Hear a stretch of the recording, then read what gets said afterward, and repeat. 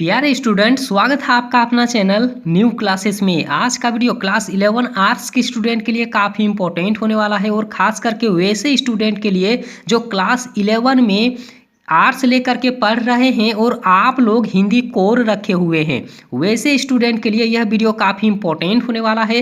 तो वीडियो को अंत तक जरूर देखिएगा, सारा चीज़ आप लोग बिल्कुल अच्छे से समझ जाएंगे। और आज मैं सिर्फ सेट 1 बताने वाला हूं और इसके बाद में हम काफ़ी सारा वीडियो आप लोगों के लिए लाएंगे जो फाइनल एग्जाम के लिए काफ़ी इंपॉर्टेंट होगा। तो आप लोग चैनल को सब्सक्राइब जरूर कर लीजिए और साथ ही बेल आइकन को जरूर दबाइए ताकि हम जब भी वीडियो अपलोड करें तो सबसे पहला नोटिफिकेशन आपके पास पहुंचे और आप उन वीडियो को सबसे पहले देख सके। तो यहाँ पर आप लोग सबसे पहला चीज आप लोग देख लीजिए, जो क्लास 11 में ठीक है हिंदी कोर रखे हुए हैं उसके लिए तो यह वीडियो काफी इंपॉर्टेंट है। और इसके पहले भी हम काफी सारा वीडियो अपलोड कर दिए हैं जो फाइनल एग्जाम में काफी इंपॉर्टेंट होगा और वहां से काफी सारा प्रश्न एग्जाम में आ सकता है। तो आप लोग इनसे पहले का वीडियो जरूर जा करके देखिए मेरे चैनल के प्ले लिस्ट में, वहां पर सारा वीडियो उपलब्ध है। आप लोग देखें, समझे और अच्छे तरीके से तैयारी कर लें, ठीक है, ताकि फाइनल एग्जाम में आप लोगों को जरा भी दिक्कत ना हो। तो यहाँ पर सबसे पहला चीज़ देख लीजिए आप लोगों के लिए, ठीक है, आप लोग जैसे ही हिंदी कोर का एग्ज़ाम देंगे, ठीक है, तो हिंदी कोर का जैसे ही आप लोग एग्ज़ाम देने वहाँ पर जाएंगे तो सबसे पहला आप लोगों को एक वहाँ पर पद्यांश मिलेगा, यानी कि एक गद्यांश जैसा कुछ रहता है, इसमें आप लोगों को पढ़ना होता है, ठीक है। और यहाँ पर आप लोगों को पढ़ करके और 4 प्रश्नों का आप लोगों को जवाब देना होता है, ठीक है। तो यहाँ पर आप लोगों को बिल्कुल अच्छे तरीके से और ध्यान में रख करके आप लोगों को इस तरह से पढ़िए ताकि 4 प्रश्नों का जवाब आप लोग बिल्कुल आसानी तरीके से दे सके, ठीक है। तो यहाँ पर देख लीजिए, अगर मैं यहाँ पर पढ़ करके आप लोगों को मैं बताऊंगा तो वीडियो काफ़ी लंबा हो जाएगा, ठीक है। तो यहाँ पर देख लीजिए, मैं सिर्फ प्रश्न का आंसर आप लोगों को बता देता हूँ, ठीक है। यहाँ पर आप लोग देख लीजिए, जो पहला प्रश्न दिया हुआ है कि यौवन की तुलना किससे की गई है, जिसमें 4 ऑप्शन यहाँ पर आप लोगों को दिया हुआ है, ठीक है। यौवन की तुलना किससे की गई है, तो याद रखिएगा इसका आंसर होगा नदियों से। आप लोग जैसे ही पद्यांश को पढ़िएगा तो उसका आंसर वहीं पर छुपा हुआ रहता है, ठीक है। तो याद रखिएगा यौवन की तुलना किससे की गई है, तो नदियों से, ठीक है।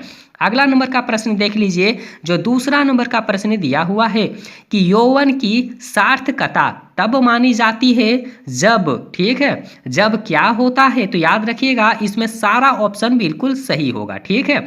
कठिनाइयों से हार ना मानना, संघर्ष रहना, उन्नति के पथ पर अग्रसर रहना, ठीक है। इसमें क्या होगा, तो डी ऑप्शन बिल्कुल करेक्ट इसका आंसर है, ठीक है।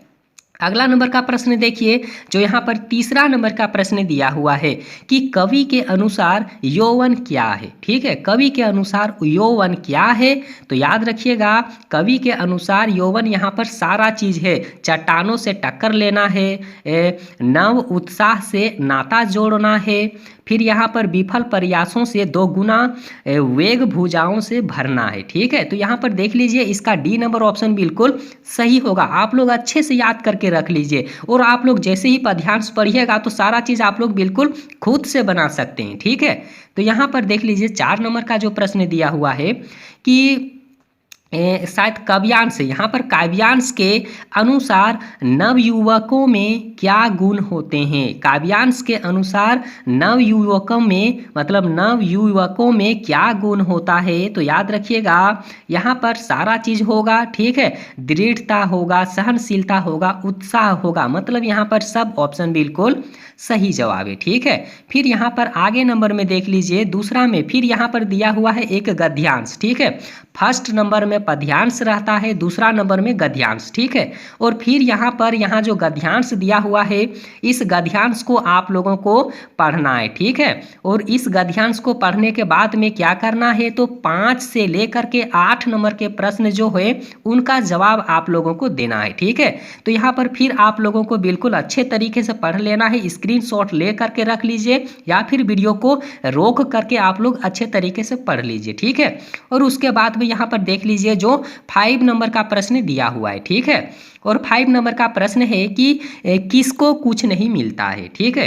किसको कुछ नहीं मिलता है, तो याद रखिएगा भाग्यवादी को, ठीक है। यहाँ जो दिया हुआ है ना वादी यहाँ पर देख लीजिए किसको कुछ नहीं मिलता है, तो भाग्यवादी को। यहाँ पर बी नंबर ऑप्शन बिल्कुल इसका सही आंसर है। ठीक है, अगला नंबर में देख लीजिए जो 6 नंबर का प्रश्न दिया हुआ है कि विश्व में जो देश आगे बढ़े हैं उनकी सफलता का रहस्य क्या है। ठीक है, विश्व में जो देश बहुत आगे निकल चुका है, आखिर उस देश की सफलता का जो रहस्य है आखिर क्या है। ठीक है, तो याद रखिएगा उसका आंसर होगा कठिन परिश्रम। ठीक है, कोई कठिन परिश्रम करता है तब जाके वह आगे बढ़ता है। ठीक है, अगला नंबर का प्रश्न देखिए जो 7 नंबर में है कि भाग्य का दूसरा नाम क्या है। ठीक है, भाग्य का दूसरा नाम क्या है, तो याद रखिएगा कठिन परिश्रम ही इसका आंसर होगा। क्या होगा, कठिन परिश्रम इसका आंसर होगा। ठीक है, अगला नंबर का यहाँ पर देख लीजिए जो 8 नंबर का है कि गद्यांश का सर्वाधिक उपयुक्त शीर्षक आखिर क्या होना चाहिए। ठीक है, तो क्या होना चाहिए, तो याद रखिएगा परिश्रम के बारे में दिया हुआ है तो परिश्रम ही होना चाहिए। जो पहला ऑप्शन है वही बिल्कुल सही जवाब है। ठीक है, अब आगे यहाँ पर देख लीजिए जो 9 नंबर के प्रश्न में दिया हुआ है और यहाँ से काफ़ी सारा प्रश्न जो है अभिव्यक्ति और माध्यम से है, यानी कि कुछ कुछ किताब से है। ठीक है, तो सबसे यहाँ पर देख लीजिए जो 9 नंबर का प्रश्न है कि आलेख एक विधा है। ठीक है, आलेख एक विधा है तो याद रखिएगा आलेख एक कैसी विधा है, तो याद रखिएगा गद्य लेखन विधा है। क्या है, तो गद्य लेखन विधा है। ठीक है, पहला नंबर ऑप्शन ही बिल्कुल सही होगा। अगला नंबर का प्रश्न देखिए जो 10 नंबर का दिया हुआ है कि जनसंचार का श्रव्य माध्यम कौन सा है। ठीक है, जनसंचार का श्रव्य माध्यम कौन सा है, तो याद रखिएगा मैं आप लोगों को बता देना चाहता हूं कि श्रव्य माध्यम का मतलब होता है वैसा चीज जिससे हम लोग सिर्फ सुन सकते हैं। ठीक है, तो यहाँ पर देख लीजिए दूरदर्शन, यहाँ पर रेडियो, यहाँ पर समाचार पत्र, यहाँ पर पत्रिकाएं। ठीक है, तो यहाँ 4 ऑप्शन में आखिर ऐसा कौन सा चीज है जिससे सिर्फ हम लोग सुन ही सकते हैं, उसे देख नहीं सकते हैं। ठीक है, तो इसके अनुसार क्या आंसर होना चाहिए, तो आप लोग हमें कमेंट करके बताइए इसके अनुसार आंसर क्या होना चाहिए। ठीक है, तो हम मैं देख लीजिए इसका आंसर होगा रेडियो। मैं आप लोगों को बता देना चाहता हूँ इसका आंसर होगा रेडियो। ठीक है, रेडियो कैसी माध्यम है, तो श्रव्य माध्यम है। ठीक है, और अगर यहाँ पर टेलीविज़न का बात किया जाए, टीवी का बात किया जाए तो क्या होगा, तो श्रव्य माध्यम भी होगा और दृश्य माध्यम भी होगा। दोनों माध्यम में वह गिनती होगा। ठीक है, अगला नंबर का प्रश्न देख लीजिए फीचर के लिए हिंदी में कौन सा शब्द प्रयुक्त होता है। ठीक है, फीचर के लिए हिंदी में कौन सा शब्द जो है वो प्रयुक्त होता है, तो याद रखिएगा रूपक इसका आंसर होगा। क्या होगा, रूपक इसका आंसर होगा। पहला नंबर ऑप्शन ही बिल्कुल सही जवाब है। ठीक है, अगला नंबर का प्रश्न देख लीजिए जो यहाँ पर 12 नंबर का प्रश्न दिया हुआ है। ठीक है, कि प्रतिवेदन अंग्रेजी के किस शब्द का हिंदी रूपांतरण है। ठीक है, प्रतिवेदन जो है अंग्रेजी के किस शब्द का हिंदी रूपांतरण है, तो याद रखिएगा इसका आंसर होगा रिपोर्ट। क्या होगा, तो रिपोर्ट होगा, सी नंबर ऑप्शन। ठीक है, आप लोग अच्छे से लिख लीजिए और अच्छे से याद करके रख लीजिए ताकि फाइनल एग्जाम में जब भी प्रश्न पूछे तो आप लोग बिल्कुल आसानी तरीके से जवाब दे सके। ठीक है, क्योंकि इस बार एग्जाम तो आप लोगों को पता ही है फिर OMR सीट में ही होने वाला है। ठीक है, तो आप लोग अच्छे तरीके से याद करके रख लीजिए, नहीं तो फिर आप लोग एग्जाम में जैसे ही जाएंगे फिर किसी दूसरे को आप लोग देखिएगा कि कितना टिक मारा है, कितना टिक मारा है, इस तरह से। ठीक है, तो यहाँ पर आप लोग देख लीजिए समाचार पत्र किस जनसंचार माध्यम का एक रूप है, तो याद रखिएगा प्रिंट माध्यम इसका आंसर होगा। क्या होगा, प्रिंट माध्यम। अगला नंबर का प्रश्न देख लीजिए कि उल्टा पिरामिड शैली का प्रयोग निम्न में से किस लेखन में होता है। ठीक है, तो याद रखिएगा समाचार लेखन में इसका आंसर होगा। क्या होगा, डी नंबर ऑप्शन जो है सही होगा। अगला नंबर का प्रश्न देख लीजिए हिंदी में पहला समाचार पत्र का क्या नाम है। ठीक है, हिंदी में जो पहला समाचार पत्र छपा था उसका क्या नाम है, तो याद रखिएगा उतंड मार्तंड इसका आंसर होगा और काफ़ी VVI प्रश्न है, आप लोग टिक लगा लीजिए। ठीक है, अगला नंबर का प्रश्न देख लीजिए समाचार पत्र में कितने प्रकार के ककारों का प्रयोग किया जाता है। ठीक है, समाचार पत्र में कितने प्रकार के ककारों का प्रयोग किया जाता है, तो आप लोग याद रखिएगा 6 प्रकार के ककारों का प्रयोग होता है, जो यहाँ पर डी नंबर ऑप्शन है बिल्कुल सही जवाब है। ठीक है, अगला नंबर का प्रश्न देख लीजिए जो 17 नंबर का प्रश्न दिया हुआ है। ठीक है, कि संचार का सबसे नवीन और लोकप्रिय माध्यम क्या है। ठीक है, तो याद रखिएगा इसका आंसर होगा इंटरनेट। क्या होगा, इंटरनेट होगा, क्योंकि अभी वर्तमान में सभी लोग ठीक है, इंटरनेट को पसंद करते हैं, ना कि रेडियो, टेलीविजन, समाचार पत्र। याद रखिएगा, अभी जो है सभी का लोकप्रिय क्या बन चुका है, तो इंटरनेट, और इसीलिए यही बिल्कुल सही आंसर होगा। ठीक है, अगला नंबर का प्रश्न देख लीजिए, जो 18 नंबर का प्रश्न दिया हुआ है कि सूचनाओं का संकलन कर संपादक तक पहुंचाने की जिम्मेदारी किसकी होती है। तो यहाँ पर देख लीजिए 4 ऑप्शन दिया हुआ है, और 4 ऑप्शन में यहाँ पर आप लोगों को बताना है कि इसका आंसर क्या होगा। तो याद रखिएगा, सभी रिपोर्ट को तैयार करके कौन हर एक जगह पहुँचाता है, तो याद रखिएगा पत्रकार इसका आंसर होगा। क्या होगा, पत्रकार इसका आंसर होगा, जो पहला नंबर ऑप्शन बिल्कुल सही जवाब है। ठीक है, और आगे यहाँ पर देख लीजिए फिर एक पद्यांश दिया हुआ है, और यहाँ पर इस पद्यांश को आप लोगों को पढ़ना है और फिर 4 प्रश्नों का जवाब देना है। ठीक है, तो यहाँ पर देख लीजिए वीडियो काफ़ी लंबा होने वाला है, तो इसीलिए मैं अभी उतना पढ़ने का टाइम मेरे पास नहीं है। ठीक है, मैं डायरेक्ट आंसर ही आप लोगों को बता देता हूँ। 19 नंबर का यहाँ पर प्रश्न आप लोग देख लीजिए कि प्रस्तुत काव्यांश के रचयिता कौन है।